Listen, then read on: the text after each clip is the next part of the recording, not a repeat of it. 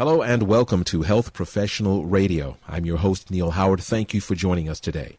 Our guest in studio is Dr. John Rogers, Associate Chief of Cardiology and Director of Cardiac Pacing and Tachyarrhythmia Device Therapy at Scripps Clinic Medical Group, located in La Jolla, California.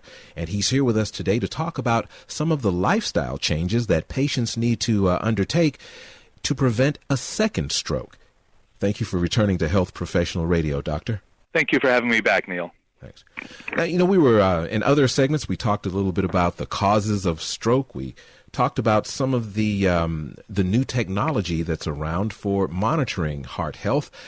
Today, I'd like to talk a bit about some of the lifestyle changes that, we as patients need to take in order to prevent that second stroke.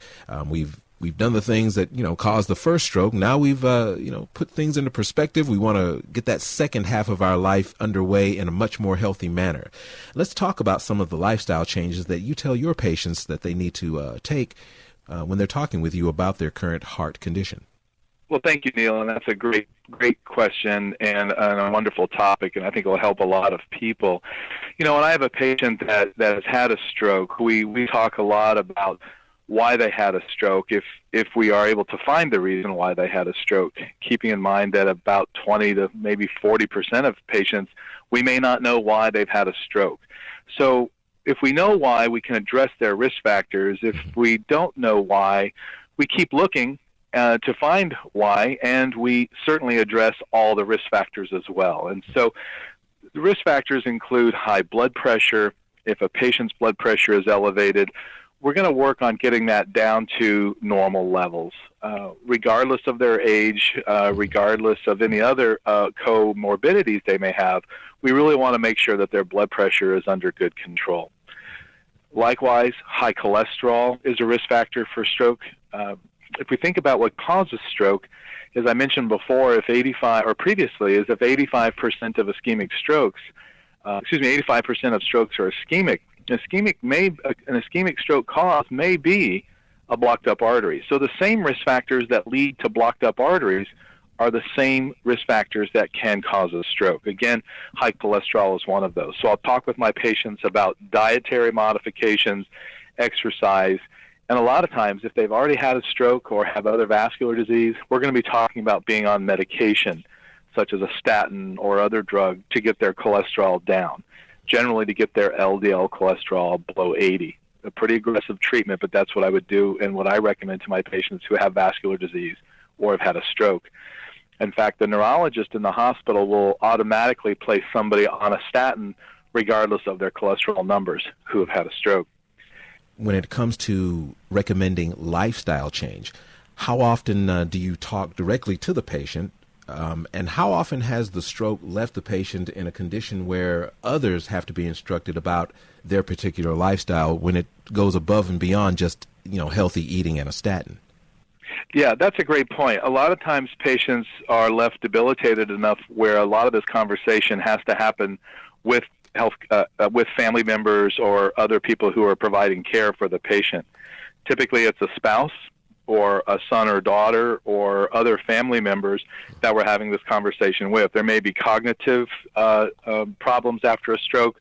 There may be the physical problems after a stroke where a patient may not be able to put their medications out correctly in a pill box on a daily basis, and they have to have help. So the conversation really has to happen with the patient and with any care provider they have or somebody who's assisting them.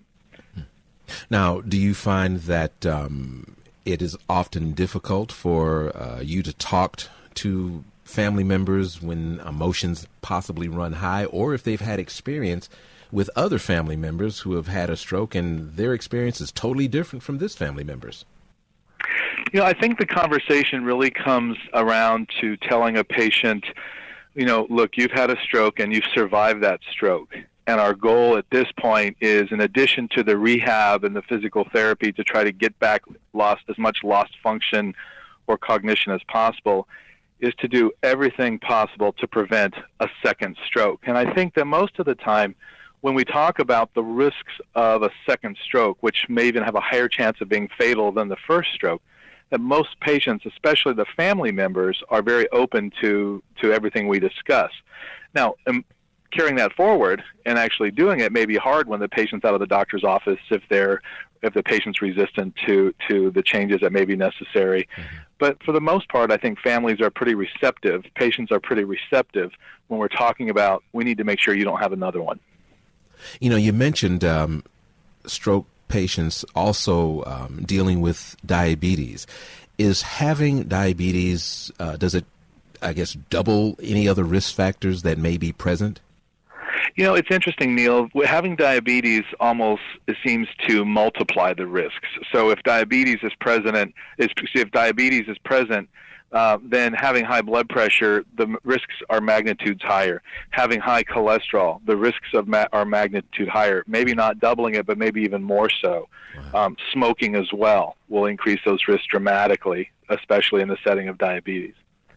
Is there ever an instance where no matter what you do, a second or third stroke is on its way? Is there ever a condition where the initial stroke guarantees subsequent strokes?